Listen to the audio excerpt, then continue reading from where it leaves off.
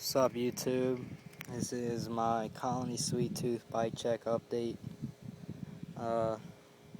Had the bike since Christmas of 2010.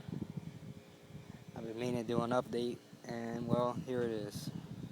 So some changes I got are the S&M hotter bars.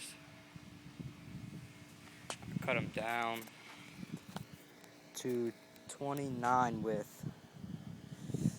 They're perfect, they're really strong. And I also got these ODI purple long neck grips. Colony bar ends. Down here I got the Odyssey Hazard Light blue front rim. And I also have a Fit FAF 2.25 front tire. Everything else is the same old shit. Look at this crap. Got a rip in my seat. And I paid high money for that seat and it's already ripping.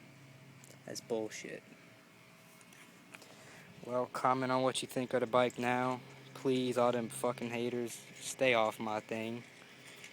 And good comments only. Thank you.